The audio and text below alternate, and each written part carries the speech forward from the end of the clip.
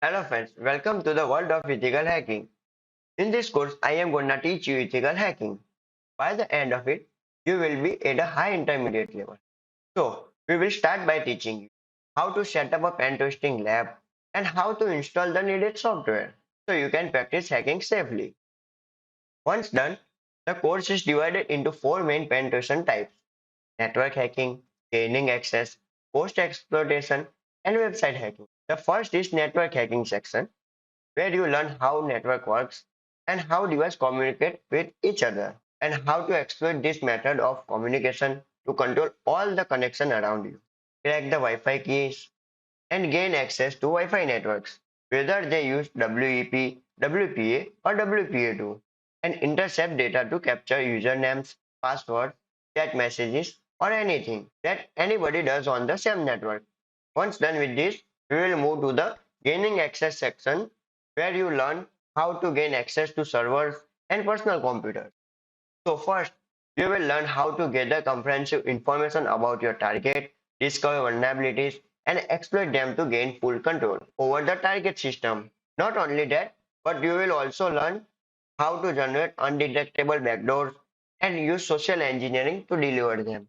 You will also learn how to spoof emails so when they are delivered to your target, they appear as if they are sent from a friend, from their boss, or from any address that they are likely to interact with. Once done with all of this, we will move to the post-exploitation section where you will learn what can you do with the access that you gained in the previous sections. So you will learn how to interact with the file system and how to execute system commands, record keystrokes, open the webcams, and even use the hacked computer as a pivot to hack into other computers. Once done with all of this, we will move to the website hacking section where you will learn how website work, how to gather comprehensive information about your target website, and how to discover and exploit a number of dangerous vulnerabilities that allows you to gain a full control over the target website. At the end of each section, you will learn how to secure systems and secure yourself from discuss attack. We will explore what hacking is, the different types of hackers, and why ethical hacking is crucial industry. Now we will move to what is hacking. Hacking is the act of gaining unauthorized access to the computer system or networks. It involves exploiting security vulnerabilities to bypass defenses, allowing the hackers to take control. This can lead to data theft, service disruption, or even more malicious activities. Not all hackers are the same. We categorize them into three main types: black hat hacker, white hat hacker, and grey hat hacker. Now we will discuss about black hat hacker. Black hat hacker are the bad guys.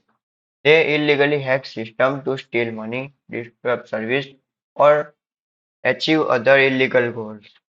Their actions are purely malicious. Example: a notorious black hat hacking group known as Revil was responsible for large-scale ransomware attack in 2021, targeting companies worldwide. They encrypted data and demanded millions of the dollars in ransom, showing how dangerous and disruptive black hat hackers can be. White hat hackers. White hat hackers use the same technique as black hat, but there are key differences. They have permission. These ethical hackers test system security to protect against future attacks. Their goal is to improve defense, not break them. In real life example, 2016, a white hat hacker named Anand Prakash discovered a major security flaw in Facebook's login process that could allow attackers to take over accounts. Instead of exploiting it, he reported it to Facebook, which is earned him a 15,000 US dollar reward. Grey hat hackers. Grey hat hackers sit between the two. They may hack into the system without permission, but they don't have malicious intent. Instead, they often inform the system's administrator of the vulnerabilities. They find they are like ethical hackers, but they don't always follow the rules. Now, one big question that people always ask: why hacking? So, the hacking industry is huge, and ethical hacking in particular is growing rapidly. There is a high demand for skilled professionals who can secure systems and protect sensitive data. By becoming an ethical hacker, you are not just finding vulnerabilities, you are helping to secure the digital world. There is actual a huge demand for ethical hackers these days because of the increased amount of hacking attacks. So we hear on the daily big systems and big companies are getting hacked. So companies they hire hackers in order to try and hack their system and tell them where the weakness are so that they can fix it. They also have bug bounty program where they can literally ask all the hackers around the world to go ahead and try to hack into website and within their website applications they could will pay them bug bounty for the finding bug. In this session, we will focus on one of the most critical steps in your ethical hacking journey, setting up a dedicated hacking lab. This lab will serve as a safe, controlled environment where you can practice your skill legally and ethically. In our next slide, we will discuss how to set up the key component of your hacking lab. Setting a hacking lab to effectively learn and apply ethical hacking techniques, it's essential to create a hacking lab. This lab will be your testing ground, ensuring that you have an isolated environment where you can explore vulnerabilities, test tools, and refine your techniques without affecting live systems. Next, let's dive into the specific component you have need to up your hacking lab. The lab component. So, what do you need for your lab? Here is a quick overview of main component: a hacking machine. This will be your primary tool for conducting pen test. A target machine. This is the system you will practice hacking on. A website to hack. You can set up vulnerable web application to test web-based attacks. Networks. You can simulate different network environments to practice network security attacks on defenses. Up next, we will explore how virtual machines play a key role in setting up a hacking lab. Virtual machines. One of the best way to set up your hacking lab is by using virtual machines or VMs. Virtual machines allow single physical computer to run multiple operating systems simultaneously. This means you can simulate different operating systems like Windows or Linux or etc. Next, we will look at the key benefit of using virtual machine. Benefits of virtualizations. Let's look at some of the key benefits of virtualization for ethical hacking. You can install multiple operating systems on your current machine, reducing hardware cost. Each virtual machine has its own resources and behave like a real machine, making it perfect for realistic testing. If something goes wrong, fixing or resetting the VM is quick and easy. And most important, VMs are isolated from the host system. This means that if any vulnerability are exploiting during testing, your main system remains secure. Before we move on the Kali Linux, let's make sure you have the right virtualization software. One of the most popular option for running virtual machine is VMware. Let's walk through how to download and install VMware on your system. First, go to the official website, VMware website, and go to the product section and scroll down and see desktop hypervisor and click on desktop hypervisor and scroll down and download for PC. And after downloading, once you have set up the virtual machine, we will discuss on how to install and configure the Kali Linux for into your hacking. In this lesson, we will walk through the process of installing Kali Linux from jetsecurity.org. Kali Linux is a powerful operating system specially designed for ethical hackers. And by the end of this video, you will have it fully set up system. Let's get started by downloading Kali Linux. There are additional tools in customized Kali Linux downloaded from this website, which we will see later in course. You can install Kali Linux file by clicking link 1, link 2 or torrent, etc. Now click on download button. The downloading process is getting started. After the downloading completed, after the Kali Linux is installed, unzip and extract it to a specific folder. Open VMware, open virtual machine, locate the file where you extract the zip, open the VM file, and power on the virtual machine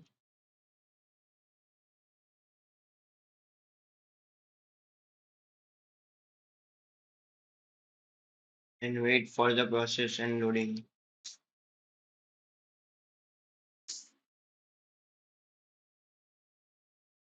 It takes some time. See,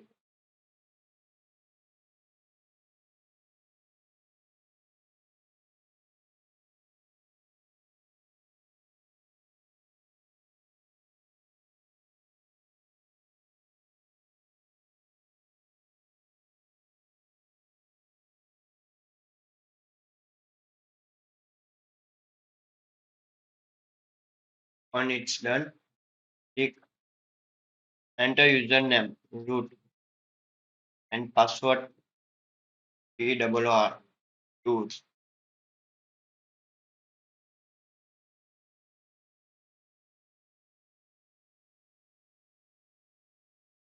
You can see the home page of Kali Linux desktop, and here is the UI of the Kali Linux. You can change configuration of device according to your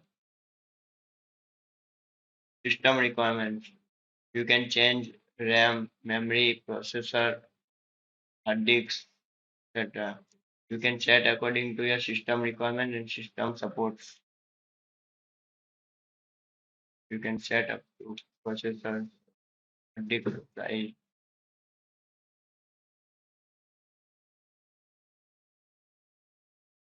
Now that we have Kali Linux installed, let's dive into a basic overview of this operating system. Kali Linux will be our primary tool throughout this course, and understanding its interface will make everything much easier as we progress. First, let's talk about the status bar. On the top left, you will find the application menu. All the tools are categorized here, making it easy to find what you need, whether it's information gathering, vulnerability analysis, or reverse engineering. You can explore and run any program directly from this menu. Next is the Places menu, which gives you quick access to a common file location like home, documents, downloads, music, pictures, videos, etc. or by simply clicking on the files icon on the left sidebar. Both options take you to your home directory. While it says home, the actual location is the root directory, which you can see by pressing Ctrl L. Here is root directory. Kernel Linux comes with multiple workspaces by default. These are like virtual desktop that let you organize tasks efficiently. Like this, you can switch into workspaces. You can switch between workspace using the workspace switcher on the top bar or by on the far right of the status bar. You will find control for volume, network connection and power setting. Right now it show you are connected to a wired network because I will configure Kali to use a net adapter. If you are using a wireless adapter, it will show up here. However, the Kali only supports external USB adapter for Wi-Fi connection. Still, you should have internet access to the net configuration, just like when I load Google.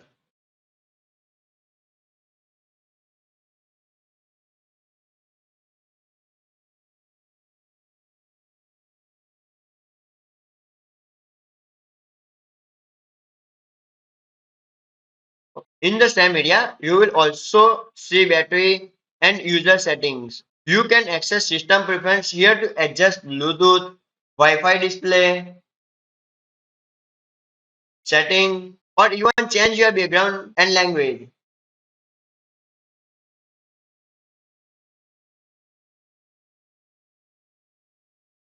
Kali's file manager is very intuitive. You can easily navigate through your file, extract archives, and manage deleted items in the task. On the left, you also have a dock with your favorite application. By clicking the Show Applications, you can access menu of your most used tools or view all installed applications. So that a quick tour of Kali Linux. As you get familiar with it, things will become even easier. Spend some time exploring and don't worry, we will dive into more detail as we progress through the course. Now that we will cover a basic overview of a Kali Linux, let's dive into one of the most important tools you will be using, the Linux terminal. You can access it by clicking on this application right here, and as you can see, it opens a black screen where we can type the command. The Linux terminal is extremely powerful. In fact, many applications in Linux with graphical interface started as a terminal program. Sometimes the graphical interface might crash or be buggy, but the terminal will still work perfectly. Moreover, most penetration testing tools in Kali Linux does not even have a graphical interface. They only run through the terminal. This is why knowing how to use the terminal is crucial, especially when you might only have a command line access. Throughout this course, we will be using the terminal a lot. So let's start with some basic command and get you comfortable. The terminal works by typing commands and the result is displayed on the screen. Let's start with the simple command pwd,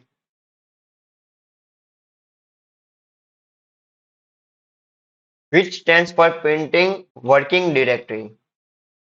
If I type pwd and press enter, you can see it prints root directory. Means we are currently in the root directory. Let's use the ls command.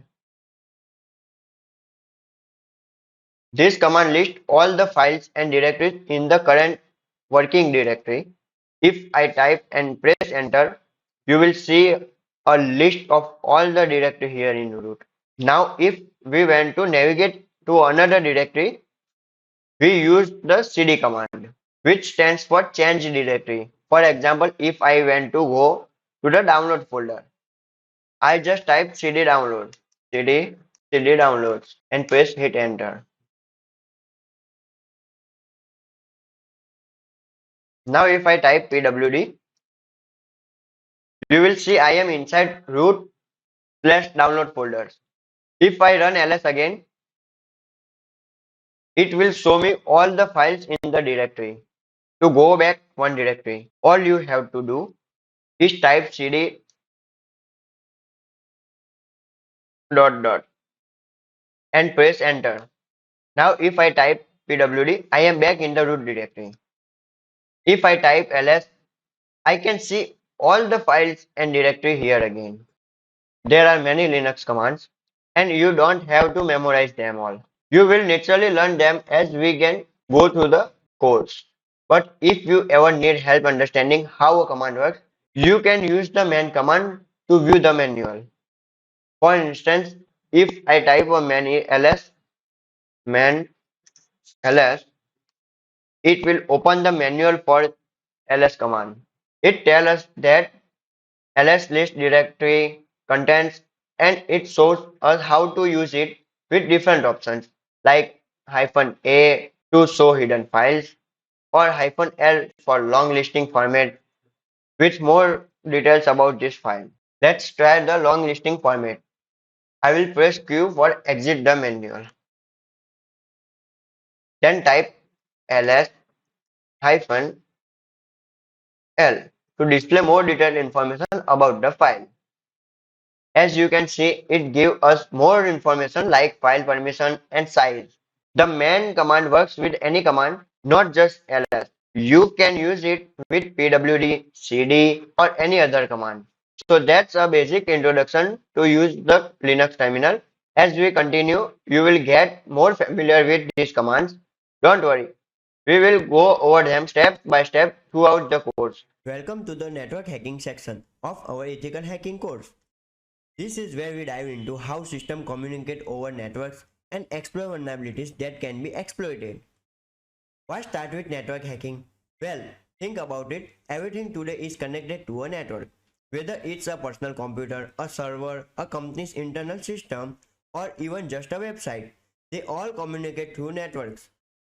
The internet itself is nothing more than a massive network. Understanding how networks work and how devices within this network communicate is absolutely essential before we move to understanding how networks work and how devices within this network communicate is absolutely essential before we move on the other aspect of hacking. This section will be divided into three main subsections. In the first subsection, pre-connection attacks. We will focus on attacks you can perform before connecting to any network. Imagine imagine you have a device with a network interface or Wi-Fi adapter. What can you do before even connecting? Well, explore techniques to gather information and test vulnerabilities without establishing a connection. Next, we move on the Next, we move on the cracking Wi-Fi networks, whether it's WEP, WPA or WPA2 encryption. We will learn how to crack those Wi-Fi keys and gain access to secure networks. Once you have gained access, the doors open for a range of possibilities. Finally, the third subsection is where things get really interesting. Whether you are on a Wi-Fi or wired network, you will learn how to execute powerful attacks once you have connected. In this part, you will discover how to intercept traffic, capture usernames, passwords, URLs, and even chat messages. And that's just beginning. But it does not stop there. You will also learn how to modify data on the fly, when to inject malicious code into web pages as they load. How about service fake? How about serving fake updates to users? The possibilities are endless. So, get ready to dive deep into the network hacking section. By the end of this section, you will have a solid understanding of how to exploit vulnerabilities within both Wi-Fi and wired networks. Before we dive into network hacking, it's important to first understand how network works, and we connect to a network every day, often without even thinking about it. Whether it's through Wi-Fi or wired connection, we use networks to share data or access resources like the internet. In fact, the internet is the best example of resource we connect to every day. All networks follow a basic structure. At the center of most networks, there is a device that controls everything. This is called the server or access point. For home networks, this device is usually your router. Think of the router as the gateway of the internet. Your computer or phone can directly connect to the internet. It has to go through the router first. Here is an example. Imagine you are on your computer and you went to visit google.com. When you type that into your browser, your computer sends a request to the router. The router then connects to the internet, finds google.com and sends the information back to your computer. Your browser then shows the web page. The router is the only device in your home network that has the direct connection to the internet. Every other device, whether it's your phone, laptop or tablet has to go through the router to get online. Data travels back and forth between your devices and the router in the form of packets. These packets carry information like your request. For example, if you are on a Wi-Fi network, these packets are sent through the air. Because these packets are in the air, if you have the right tools and you are within the range, you can capture and read them. By capturing these packets, you can see what other devices on the same network are doing online. You can see the website they visit and even sensitive data like usernames and passwords. We will dive deeper into how you can capture and analyze these packets in upcoming lessons. But for now, this basic understanding of how network work operate will help you grasp the existing things we are about to explore. Stay tuned as we start to look at some cool network attacks. In this video, I am going to show you how to connect a USB device, especially a wireless adapter, to your virtual machine in VMware. I will be using a Kali Linux for this demo, but you can follow the same step for every virtual machine and any USB device. As mentioned in the course requirements, you will need a Wi-Fi adapter for the Wi-Fi cracking section. This is the part where we'll be showing you how to crack Wi-Fi password. However, for other sections of the course, you won't need the adapter. Now, when I say adapter, I am talking about USB device that connects to your computer and allows it to communicate with wireless networks. Most computers and laptops have built-in wireless cards, but Here is the issue. VMware does not allow direct access to this built-in wireless card. Even if it did, this card does not support advanced hacking features like monitor mode and packet injection, which are essential for network hacking. That's why I recommend using an external wireless adapter, like the one listed in the course requirements. Let's get started. First, open a VMware and select virtual machine you want to connect your wireless adapter to. In this case, I am using Kali Linux.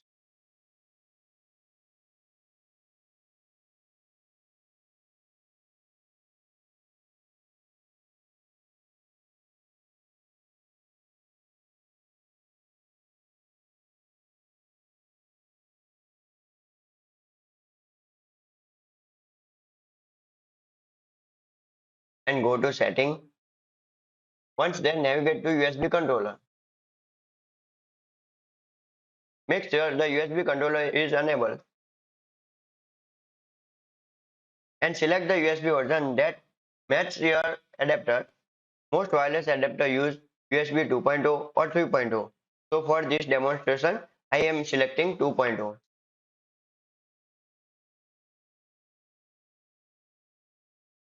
Once the adapter is connected, VMware will recognize it.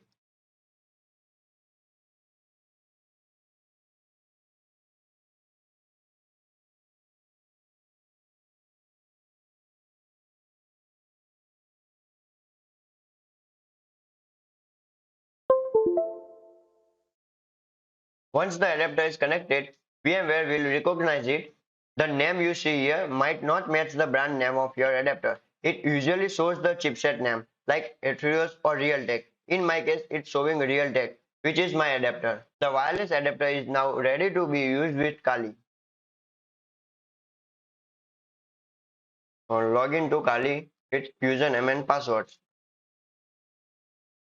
To make sure the adapter is connected to Kali, go to the VM menu at the top and click Removable Devices.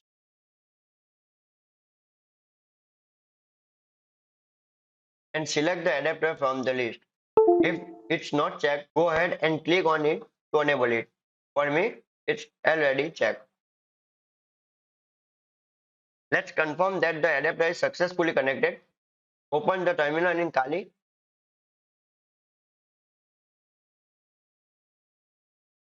and type ifconfig. This command lists all network interface connected to the machine. If your adapter is connected, you will see an interface called WLAN 0. This confirms the adapter is recognized and ready to use. You also notice the Wi-Fi icon at the top right corner of the screen. We won't need to connect Wi-Fi right now because Kali already has internet through a net adapter.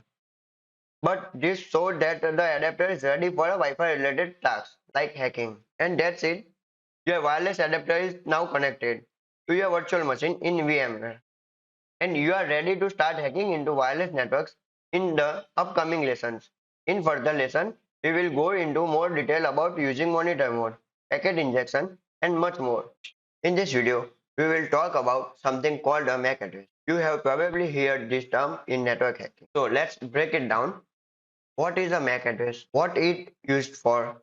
And how you can change it. MAC address stands for a Media Access Control Address. It's unique and permanent address given to each network device like your Wi-Fi card or Ethernet card by the manufacturer. No two devices in the world will ever have the same MAC address.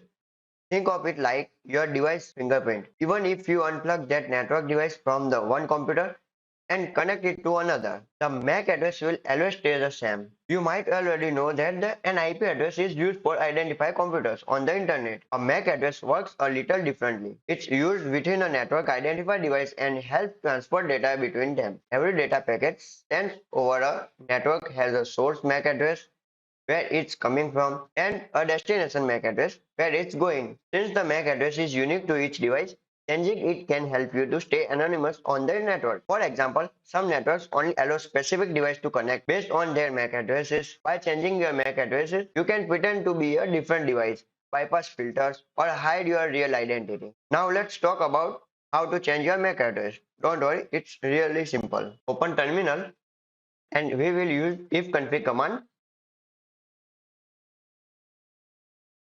in Kali Linux to list all the network's interface. Network interfaces are devices like Wi-Fi cards or Ethernet port that allow us to connect networks. For example, on my machine, I have a virtual network interface called ETH0 and a wireless interface called WLAN0. Each interface has its own MAC address, which you can see listed under Ether.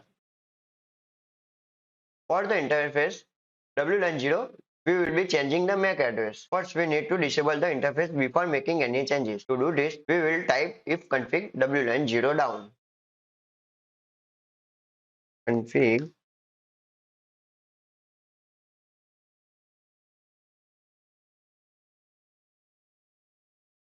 Now let's change the MAC addresses.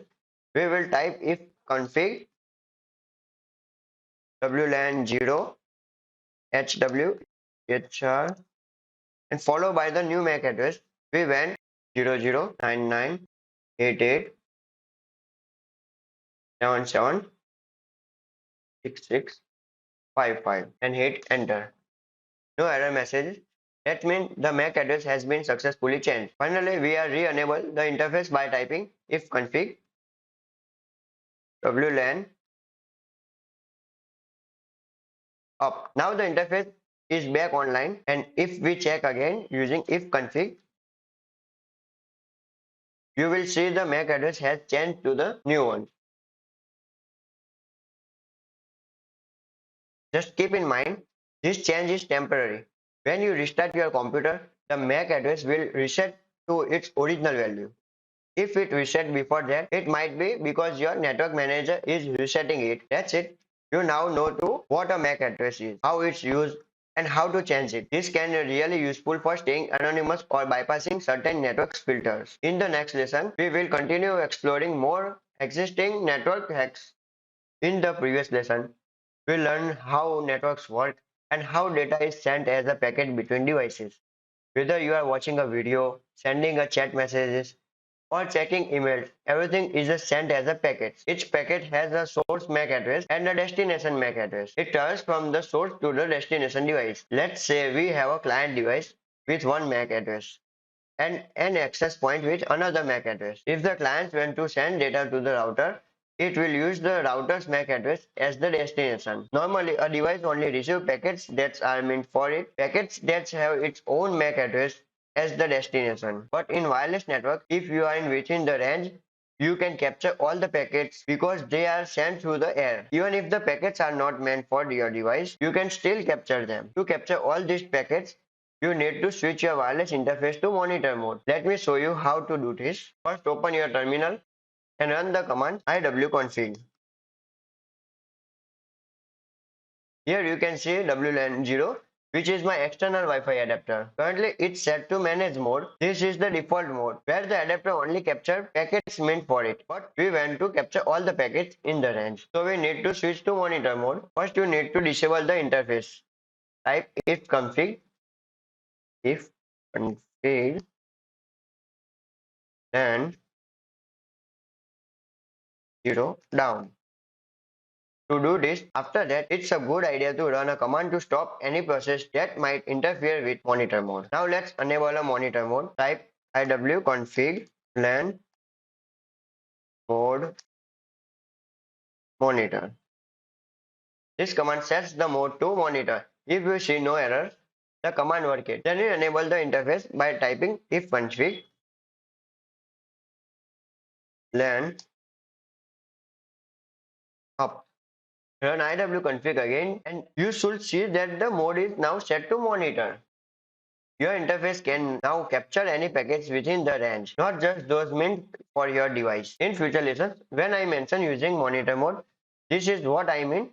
You will need to enable monitor mode as shown. One last thing, not all wireless adapters support monitor mode.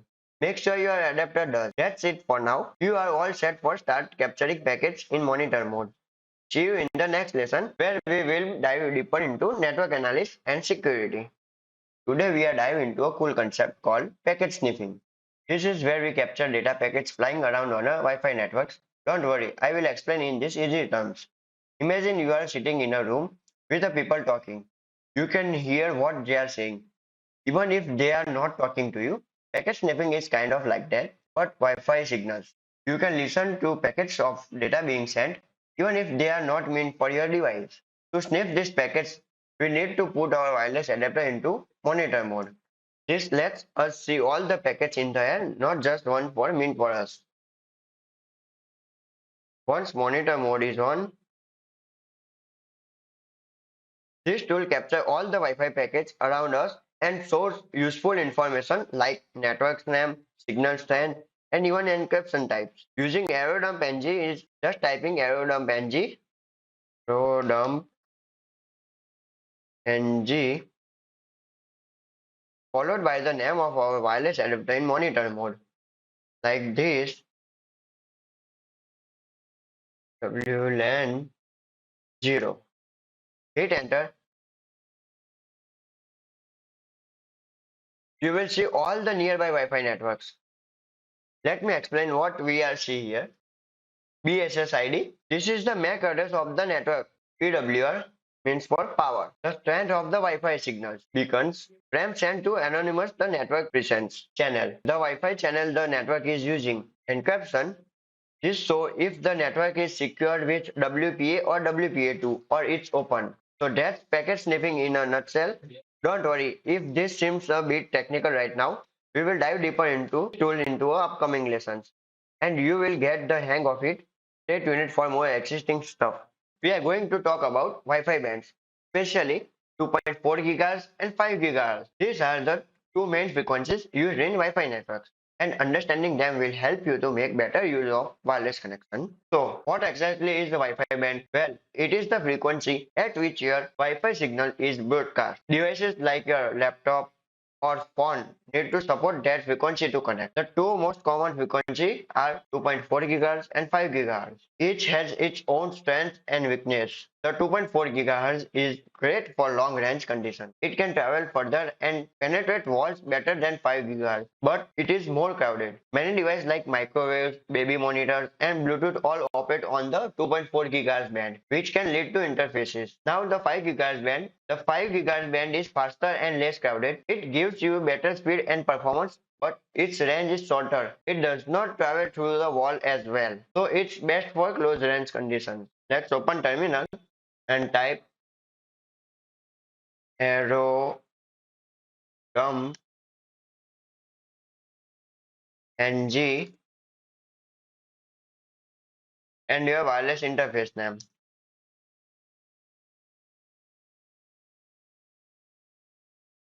When using tools like Airdump NG for Wi-Fi sniffing, you might notice that you only see networks on the 2.4 GHz band. That's because your adapter might not support 5 GHz or the tool is only scanning the 2.4 GHz frequency by default. For example, in my setup, I can see networks around me when I run Airdump NG, but I might not see networks with 5G in their name because they are broadcasting on the 5 GHz band. Not all wireless adapters support both 2.4 GHz and 5 GHz band. My adapter, for example, is excellent for 2.4 GHz but does not support 5 GHz network. To snap on the 5 GHz band using Airdump, you can add the band A argument if you want to capture both 2.4 GHz and 5 GHz at the same time. You can use band A. Just keep in mind, capturing on the multiple bands requires a powerful adapter. In summary, 2.4 GHz is better for range and 5 GHz is better for speed. Depending on your needs, you might switch between the two, but make sure your device or adapter supports the frequency you want to use. In the last lecture, we learned how to use Airdump NG to scan all the networks around us and get useful information about them. Usually, we do this to find our target network, check its signal strength, and see how far we are from it. Before we start attacking it, today I will show you how to focus on just one specific network using Airdump NG to gather detailed information about that network. So let's my target device is this one, the same network my host machine is connected to. Now that I have my target, let's see how we can run Airdump NG on this network only. Instead of scanning all the networks, first we will start by typing the name of Airdump NG. Next, we need to specify the BSS ID. This is the MAC address of this network. We will copy the BSS ID of our target network and use the hyphen BSS ID followed by the BSS ID and paste here. After that, we need to tell Airdump NG the target network is on channel 11. So I will use the command channel and set it to 11. Now we are telling Airdump NG focus on channel 11 and only gather data from the network with the BSS ID we specified. Next, we want to save all the captured data into a file. So we will use write and name the file test. Finally, I will provide the name of my wireless adapter in monitor mode. In my case, is LAN 0. So the full command is ready. Let's go over the command once more. We are using Airdump NG, specifying the BSS ID, getting the channel to 11, telling it to write the captured data into a file called test using the wireless adapter LAN 0 in monitor mode. Now I will hit enter. As you can see, Airdump NG is now showing me one network, the one I went to sniff on. You can also see new section here showing the clients or device connected to this network. These are the MAC addresses of the device using this network. You can check their signal strength, speed, how much data is lost, and how many packets have been captured. If these devices are trying to connect to other networks, you will see the information under the probe section. When I press Ctrl C, Airdump NG will stop, but the data we capture is now saved in my working directory. Since we use write option, the data was saved into files starting with test. You will notice 4 files with different extension: CSV, netXML, cap, and Kismet. So remember, the main file we care about is the cap file. This contains all the data sent between the router and the client during the capture period. This could include URLs, usernames, and even passwords, because all the traffic passes to the router. But there is a catch. The target network is using WPA2 encryption, which means all the data we captured in encrypted. Let me show you what that look like. I will open the .cap file in Wireshark, a tool for analyze network data. Don't worry about Wireshark for now. We will cover it later on this course. For now, just know that while we can capture packets, they are encrypted.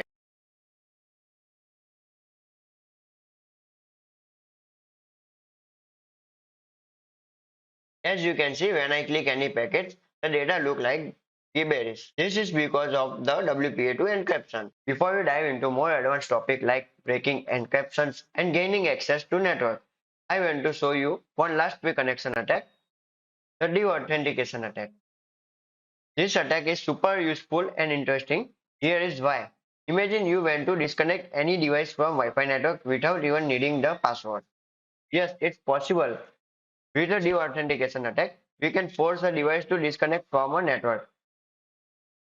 It's like saying, hey, you are kicked out, but without touching the device or knowing the Wi-Fi password. How does it work? We will tweak both the device and the router.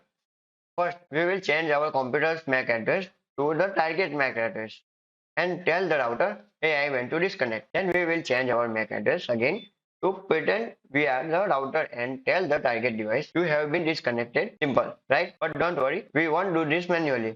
We will use a tool called AirPlay NG. In previous section, you target the one network and here is the interface and here is the two devices connected to the network. Let's get started in this demo. I will disconnect my own device from my network. Right now, we will run a simple command in Kali Linux. AirPlay -ng -deauth 1000 of packets -a router MAC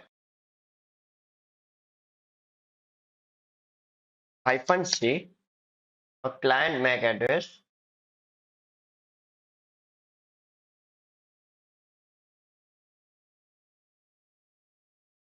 and our wireless network interface LAN 0. AirPlay NG is the tool. Deauth means we are doing deauthentication attack. 1000 is the number of deauth packets we want to send. -a is the router's MAC address. -c is the client MAC address. LAN is the my wireless adapter in monitor mode. Let's run the command. You see the attacks beginning start,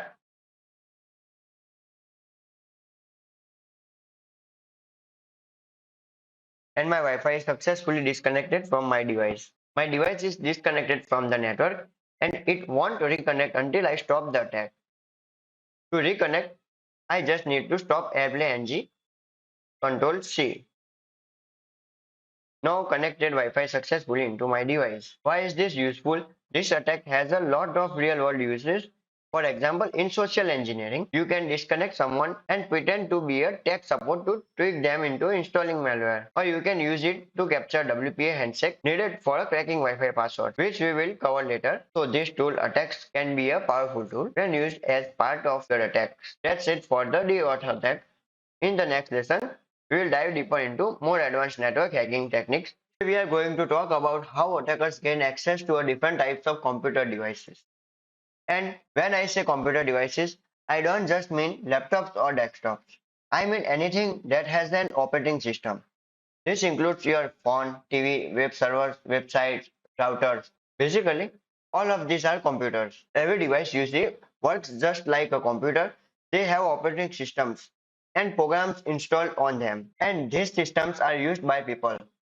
Whether it's a Windows or Linux system, the concept of gaining access to this device are very similar. In this video, we will focus on two main targets, a Windows device and a Linux device. But remember, you can apply the same idea to the phone, tablets, or even the web servers. The first approach we will talk about is server-side attacks. This type of attack does not need any user interaction. For example, think about a web server or a device that runs on its own. We will use the device IP address to see how secure it is and how we can gain access. Our focus here will be on the operating system and the applications running on that system. Now let's look at the client-side attack. This kind of attack needs the user to do something like opening a file, installing an update, or even clicking on a picture. We will learn how to create trojans, backdoors, and how to trick user into giving us access. This is where social engineering comes into play. We gather information about the person so we can target them effectively. Once we can gain access to the target device, what can we do next? Whether it's through a server-side or client-side attack, or even physical access, we will discuss how to further exploit the system. This includes increasing privileges or even targeting other computers in the same network. So, in the next part, we will dive deeper into this method and show you how attackers gain access to a different devices.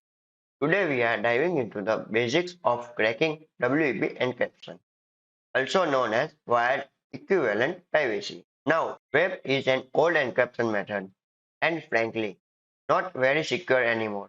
But it's still important to learn because not it is a great starting point for understanding wireless security. But you might still encounter networks that use it. As ethical hackers, we don't want to stump it when faced with WEP, right? In this video, I will explain how web works and highlight the main vulnerabilities that we can exploit to break it. In the next video, we will go through the process of using that weakness to the crack WP and get the network key. So let's get started with how web encryption works. Webs use an algorithm called RC4 to encrypt data.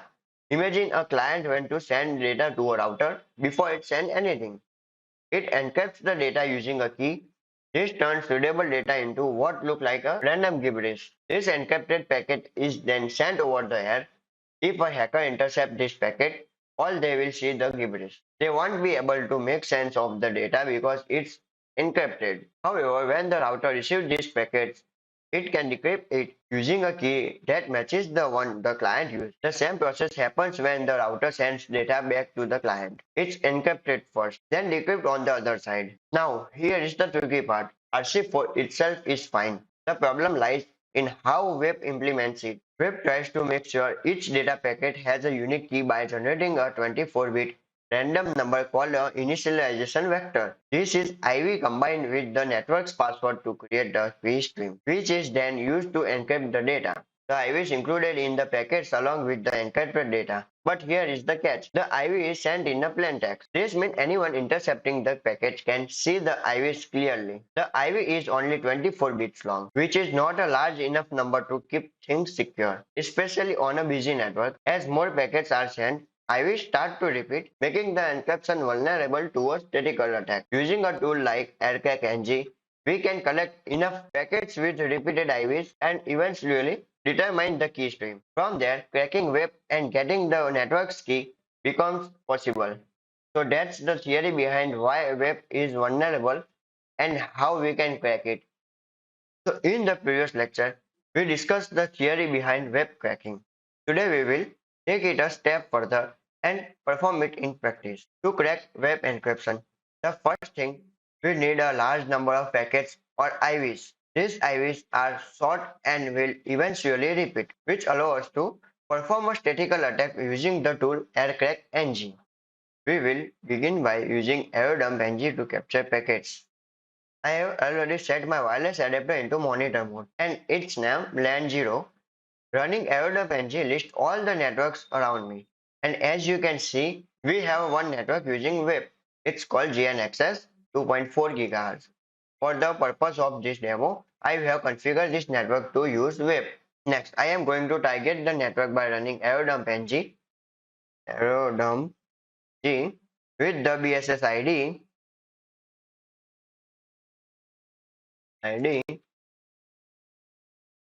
copy that and paste here, and channel number specified.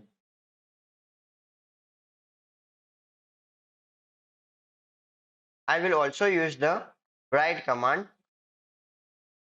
to save the captured data into file name basic web and use wireless adapter in monitor mode is LAN 0. So let's run this command. As you can see, Airdump NG is actively capturing packets from my target network and the data counts is increasing quickly. This is because it's a busy network with several devices connected. Here is an important point. The data column represents the number of useful packets containing unique IVs, which are crucial for cracking the key. The more IVs we capture, the more likely we will be able to break the encryption. Once we have captured enough data, the next step is to use Aircrack NG to crack the key from the captured file, which is the .cap file. Let's run Aircrack NG, Aircrack NG with the file name basic web.cap file and hit enter.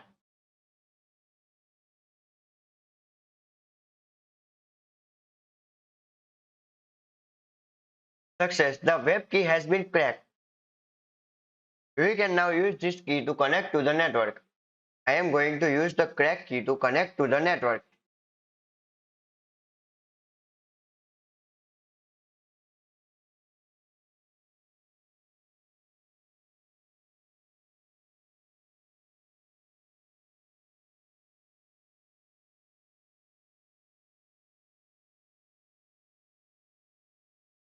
As you can see, I have removed the colons and entered the key into the password field. Let's connect.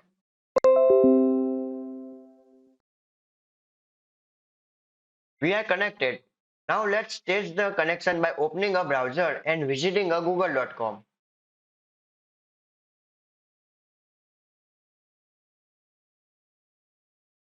Google loads successfully on screen. And there you have it. We have successfully cracked the web encryption and connected to the target network. So that's how you crack a web protected network. In the previous lecture, we saw just how simple it can be to crack web encryption and capture enough data using Aircrack NG. But there is one challenge you might face, a quiet or slow network. If the network is not busy, the data we need to crack the key will increase really slowly. This means we had been waiting for hours before gathering enough information to break the encryption. So, how do we speed things up? Let's jump into an example. I am running Airdump NG to list all the networks around me.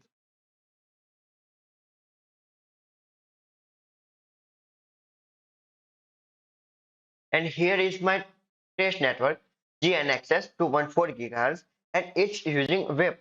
But look at the data count. It's sitting at 0, barely moving. A solution, we can focus the network to generate new packets with the new IVs. But before we can do that, we need to associate with the target network. Association does not mean connecting. We are not joining the network because we don't have the password yet. What we are doing is telling the access point, hey, I want to talk to you, so don't ignore my request. Now let's associate with the network. I am running Airdump NG with the target network BSS ID.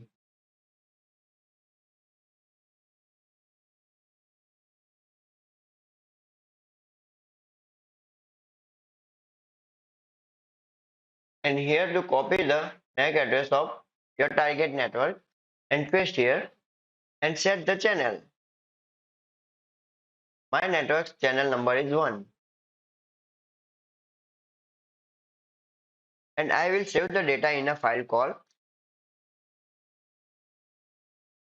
ARP replay because that is the attack we will be using. As you can see, the data is increasing very slowly, so we need to speed things up. To associate, we will be using AirPlay NG with the fake authentication attack. AirPlay NG fake auth put 0 for do only once and -a target at MAC address and -h my wireless adapter's MAC address.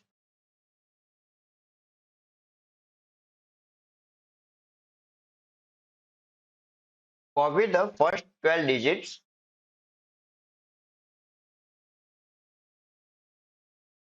and paste here after -h and replace hyphens to colons.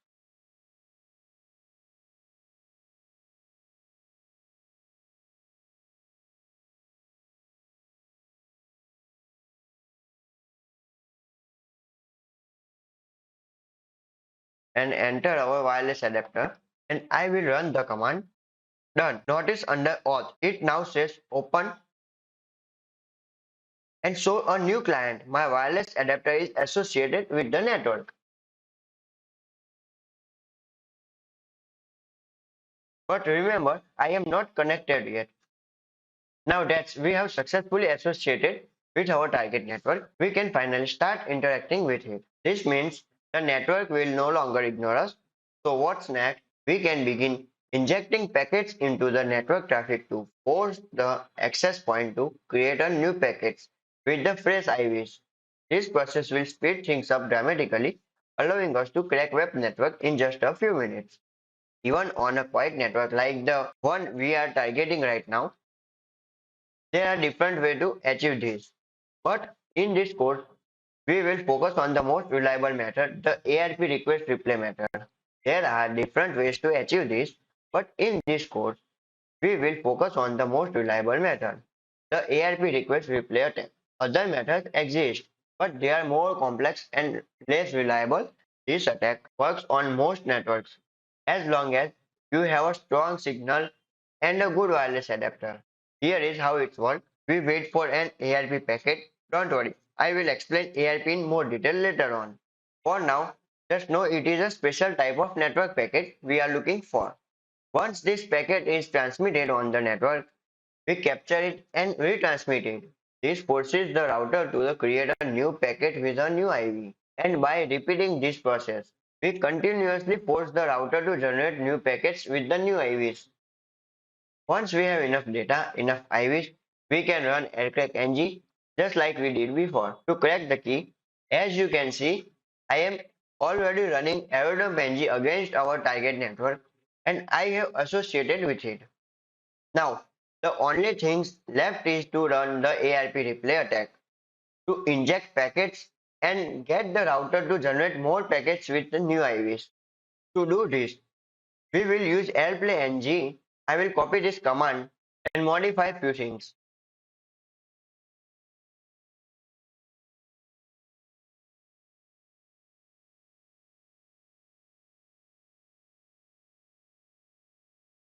First, we are not doing a fake authentication attack.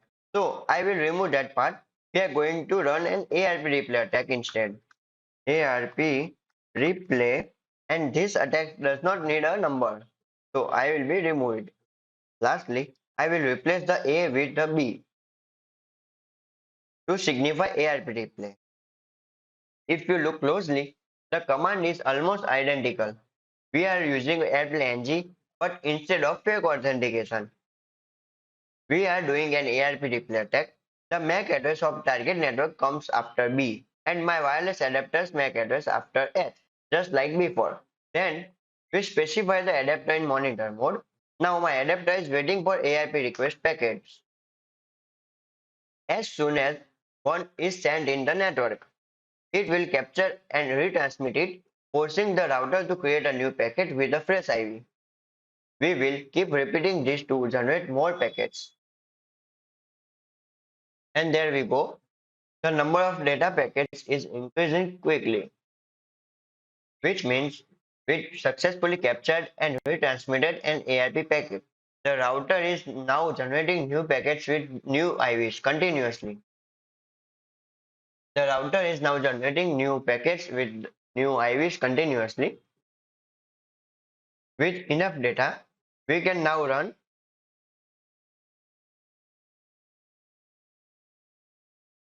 with, with enough net with enough data, we can now run Attack NG to crack the network.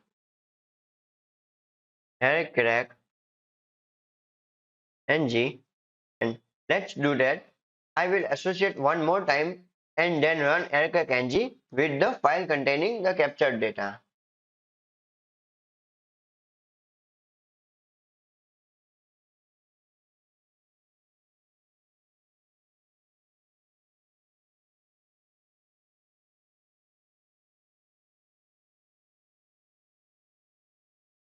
.cap file and hit enter.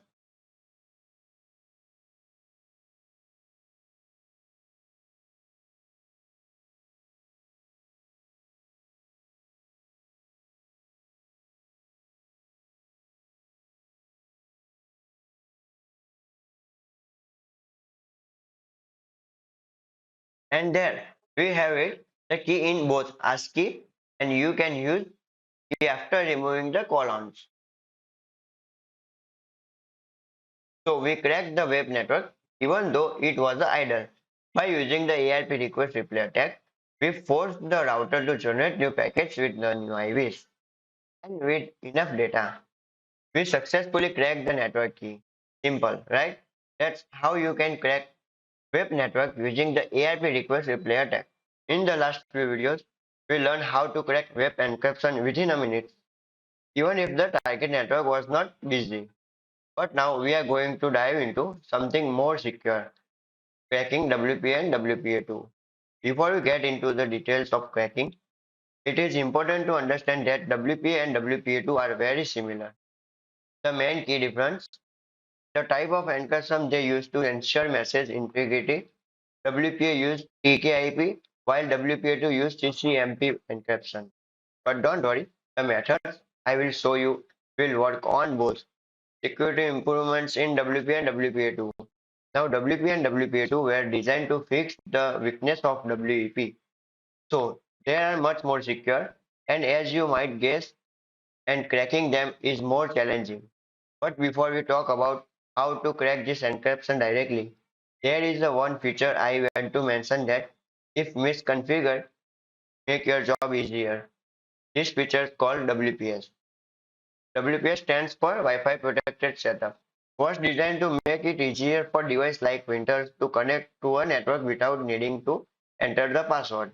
You might have seen a WPS button on wireless printers and routers. Press the WPS button on the router, then on the device, and they will connect automatically. No password needed.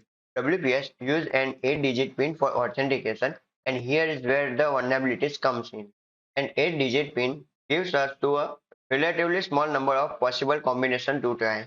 If we can guess the PIN, we can recover the actual WPA or WPA key without having to crack the encryption. So in this case, We are not attacking WPA or WPA2 directly. We are exploiting a weakness in WPS. For this method to work, a few things must be in place. WPS has to be enabled on the network. It should be set to the normal pin authentication and not push button.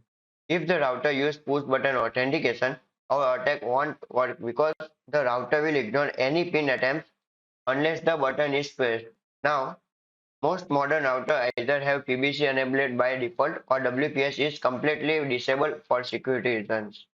So this method might not always work, but because WPA and WPA2 are so secure, it's always worth checking if WPS is enabled and misconfigured. If it is, you can try the method I will show you in the next video. And if that fails, we will explore other techniques for cracking WPA and WPA2 encryption. That's it for now. In the next video, we will dive deeper into exploiting a WPS and start testing network for vulnerabilities. Make sure to stick around because it's going to get really interesting. Hello everyone, welcome back to the Ethical Hacking. Now that we understand what is WPS and how it can help to recover the password for WPA and WPA2 net, let's dive into how we can actually perform this attack. I have my Kali machine ready and I have already enabled monitor mode on my wireless adapter. Scanning for networks with WPS enabled. Usually we use Airdump NG to see all nearby networks. But this time we only went to find networks with WPS enabled. For that we will use a tool called WAS. So I will run the command WAS interface and our wireless adapter interface. Then where LAN 0 is my wireless adapter in monitor mode and hit enter. And you will see all the networks that have WPS enabled. Here you can see my target network called GN Access 2.4 GHz. Understanding the output, it's giving us some important details. The vendor of the access point, whether WPS is locked. It says no here, meaning we can attempt to guess the pin. The WPS version, which is version 2 in this case, the signal strength, channel and BSS ID. If you have forgotten what these terms, if you have forgotten what these terms means, refer back to the earlier lecture on Airdump NG. But remember, we don't need to worry whether it's WPA or WPA2 because we are targeting the WPS feature. Since our target network uses WPS, there is a good chance this attack will work unless it uses push button configuration. In that case, the router would reject all pin attempts unless the button is pressed.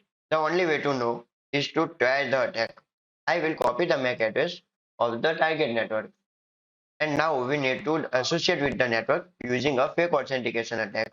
Running the fake authentication attack, I am going to use lplay-ng for this. And here is the command lplay-ng fake auth 30-a target ID -h -h for our wireless adapter MAC address. Copy the first 12 digits and paste here. Remove hyphen and replace the colon.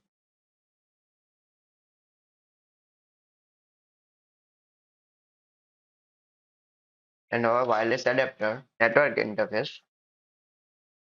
This command tells lplay-ng to perform a fake authentication attack every 30 seconds to keep the connection alive. Now we are ready to associate with the target network, but I won't execute it just yet. Now first I clear the screen. Running river to brute force the pin. Here is the command river BSS ID, paste target BSS ID, channel and interface and 0.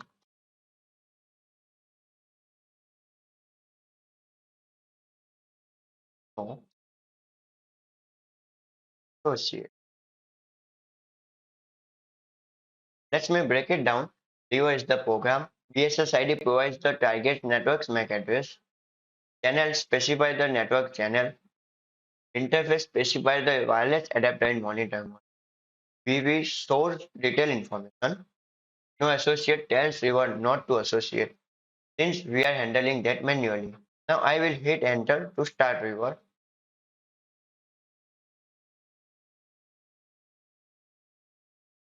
and go back to top terminal and run the fake authentication attack. As you can see, River has successfully recovered the WPA key, which is 12345678990.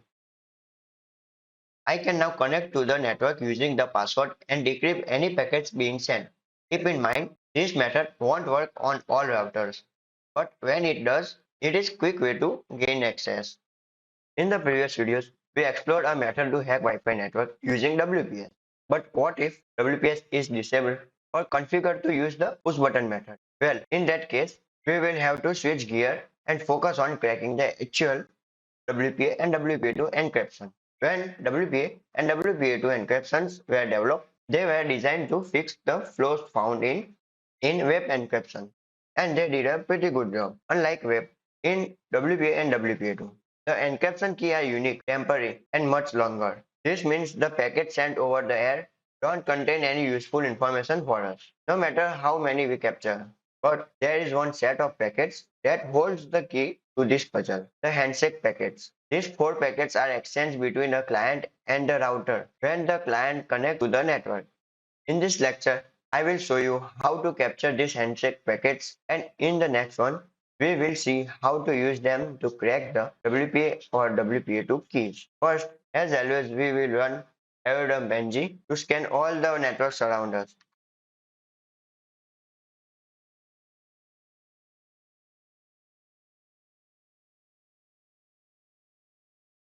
I have done that, and here is my target. It's using WPA2 encryption. We'll copy the MAC address because we will need it soon. Next, let's run Airdump NG on our target network and store the data in a file, just like we did with web. Here is the command Airdump NG BSS ID, paste target network BSS ID, set channel. Our target is on 6-number channel and save it to one file, right? WPA handshake and our wireless adapter interface. 0. Replace with the MAC address of your target with the channel number. This command will monitor our target and store all the data in a file named WPA handshake. Now we just have to wait for a handshake to be captured. This happens when a client connects to the network. So we will wait until a new client connects. But waiting can be boring, right? So let's speed things up. We can use the authentication attack to force the client to disconnect and reconnect. We have done this before. So here is a quick refresher. We will use the Airdump NG tool to send the authentication packets. Play ng dot code hyphen a paste target BSS ID hyphen c copy client MAC address and paste here and land 0. Here D was 4 sends 4 of the authentication packets, just enough to disconnect the client for a moment. Replace with the router's MAC address and with the MAC address of the client. You went to target. Once we run the command, when the client reconnects, we should capture the handshake. We got the handshake. Now we can stop Airdump NG by pressing Ctrl C. This captured handshake is stored in our file WPA handshake. In the next lecture, I will show you how we can use this handshake to get the key for the network. Until then, from the previous lectures, we learned that when it comes to WPA and WPA2, the only packets that contain some information that can help us with cracking the keys are the handshake packets. In the last lecture, we learned how to capture the handshake and store it in the file. Now the handshake does not contain any information that can help us to recover or recalculate the WPA. The information in it can only be used to check whether a password is valid or not. Therefore, what we are going to do is create a word list, which is basically a big text file that contains a large number of passwords. Then go through this file, go through the password one by one and use them with a handshake in order to check whether this password is valid or not. You can actually download ready word list from the internet. But in this lecture, I want to teach you how to create your own word list. In the next lecture, I am going to explain how the word list and the handshake are used in order to recover the password. And we will see how to do that in practice. So in this lecture, we are going to learn how you create your own word list using a tool called Crunch. This is a really handy skill to have under your belt. If you want to be a penetration tester, you are gonna face a lot of scenario where a wordless attack can become a very handy. Using the tool is very simple. All you have to do is just put the name of the tool and then you specify the minimum number of characters for the password to be generated. Then we are gonna specify the maximum number of characters for the password. Then you specify the characters that you want to generate passwords from. For example, you can put all lowercase characters, all uppercase characters. You can put numbers, digits, or you can specify smaller number to make the word list smaller. You can also use the option T, which is optional, to give a pattern. Let's say that you are looking at the person while they are typing their password and you have seen that password will start from an A. So you can tell Crunch that the password will start with an A and then give me all possible combination of password that start with an A. After that, we use the -o option to specify the file name where the password are gonna be stored. We have a small example here that will generate a list of passwords that start from 6 characters to 10 characters and contain this character right here. So it's gonna create a combination of 1, 2, 3, ABC and $sign. It's gonna store it in a file called word list. These passwords will always start with A and end with B. The tool actually has a lot of options for other than what we have seen so far. If you just type in man crunch, you will see all the options that you have can set and you will see all detailed description about all these options. It's actually really good. You can go ahead and spend some time for getting familiar with it. One of the really cool options that I want to highlight is the -p option. The P option tells us to generate password that don't have repeating characters. When you specify all lowercase characters as ABCD, it will start by generating password made of 7 times of A and then A 4 times of B. When you do this, Crunch will ignore this type of password and only create password that don't have the repeating character. That will reduce the size of the word list from the number of character raised to the power of length down to factorial of number of character. If you scroll down, you will actually see more example of commands, types of word list of commands and types of word list that will be created. You can have a look at this and get yourself familiar with them. Once you are done looking at them, you can just press Q and you will be out of it. We are gonna run our command here using Crunch. I want to generate password with a minimum of 6 characters and a maximum of 8 characters containing combination of ABC and digit 1, 2. Now in here, you can actually keep listing things. You can list characters, uppercase characters, or even symbols if you wanted to. Once you have done listing the character, we are gonna specify the file to save it to call test.txt. The command is very simple. Crunch 6 and 8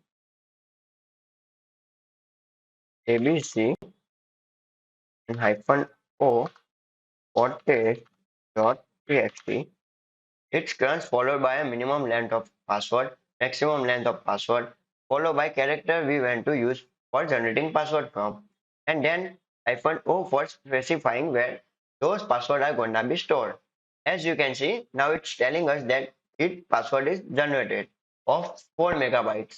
Now I can open the file by doing cat test.txt. As you can see now, We can see all the generated password containing all possible combination of ABC12. I also went to show you an example using the -T option. I am going to set this for only 6 character using -T, which is for a pattern option. I went it for my password always start with an A while filling all possible combination between A and B. As you can see now, because I have narrowed down possibilities for password starting with A and ending with B, while allowing any combination in between using ABC12 results in only 625 possible passwords. Again, if I do cat.txt file, you will see all those generated passwords right here. This tool is really and can be applied useful and can be applied in many scenarios. I highly recommend spending some time with it as well as looking at existing word lists available on the internet. In the previous lectures, we learned that to crack WP and WPA2, we need two main components. First, we need to capture the handshake. Second, we need a word list containing a set of possible passwords that we will try one by one, hoping one of them matches the target network's password. Right now, I have both of these components ready. So we are set to go and crack the password. How Aircrack NG works to do this? We will use Aircrack NG. This tool will unpack the handshake file and extract the useful information. One crucial piece of this information is MIC. MIC stands for Message Integrity Code. This MIC is used by the access point to verify if a password is correct or not. Aircrack NG separate this MIC and set it aside. Then it combines all the other information from the handshake with the first password in the word list to generate a new MIC. It then compares this newly generated MIC with the one extracted from the handshake. If the two MICs match, then we have found the correct password for the network. If they don't match, the tool will move on the next password in the word list. It keeps repeating this process, taking each password from the word list, combining it with the handshake data, generating a new MIC, and comparing it with the original MIC. If one of the password generates the right MIC, that's the network password. None of them match, then we won't able to get the password using this word list. Importance of good word list. This is why the success of this attack largely depends on the quality and size of your word list. For demonstration, I have a word list test.txt. I have manually added my target password to the end of this list so that when I run it against the handshake, I will find the correct password since it was not included by default. WPA handshake01.cap file in my home directory. You will see both the word list and the handshake file. Running aircrack ng now. We are ready to run aircrack ng. We'll type the command aircrack ng followed by our capture file name WPA handshake01.cap. Since this is a WPA2 network, we have to specify the word list using the -w option like this aircraft WPA handshake01.cap file -w space.txt. Aircrack ng is now going to the word list, testing each word one by one as shown in the diagram. It calculates an MIC based on the information from the handshake and the current password from the word list. If the MIC is correct, it will tell us that we have found the factor affecting speed of the speed of this process depend on your processor and the size of your word list. Larger word list will take longer to process. There are also online services available where you can upload your handshake file and they use word list along with supercomputers to find the password. Success. As you can see, we have successfully found the key. It matches the same key we obtained when exploiting the WPS features. Now we can connect to the network and perform all cool stuff I will be teaching you in the post-connection attack.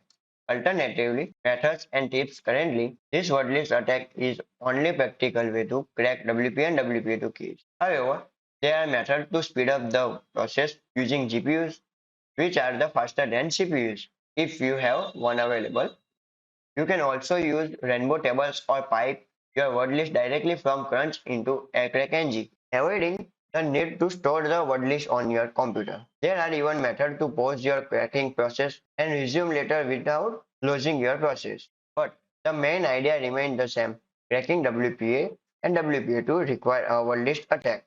In the previous videos, we have explored various security vulnerabilities in Wi-Fi networks and how hackers can exploit them to crack WP, WPA and WPA2 passwords. We have also discussed different settings to strengthen your network security against these attacks. Today we are going to talk about enabling WPS, Wi-Fi protected setup, on a router. So let's get started. First we need to access the setting page of our router. To do that, we need to find the router IP address. Typically, it's the first IP address in your network subnet. Let's find out the IP address of my device by using ifconfig len 0 command. Ifconfig len 0. As you can see, my device IP address is 192.168.1.36. Now the router's IP address is usually the first address in the same range. So it will be 192.168.1.1. Now let's open our browser and navigate to our router setting page by entering this IP. Open browser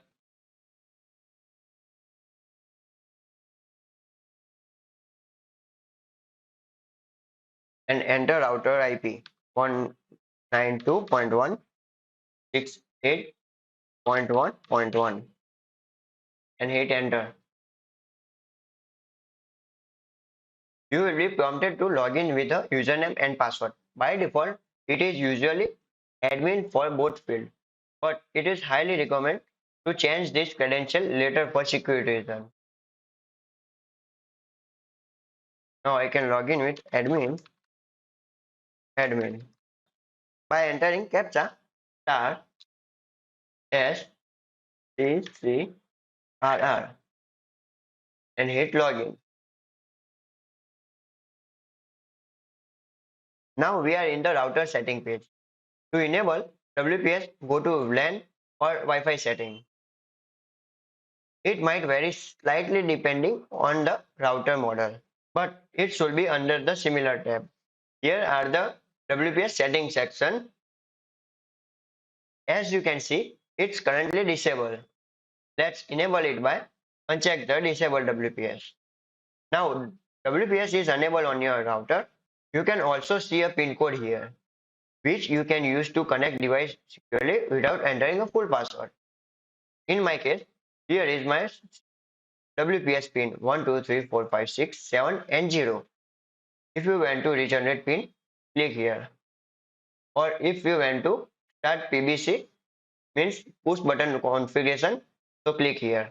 One thing to keep in mind, enabling WPS can make your network slightly more vulnerable, as attacker can use tools like revert to crack the WPS pin and get your Wi-Fi password. So if you are not using WPS, it's better to keep it disabled. If you do decide to use WPS, make sure to monitor your network and disable it when not needed.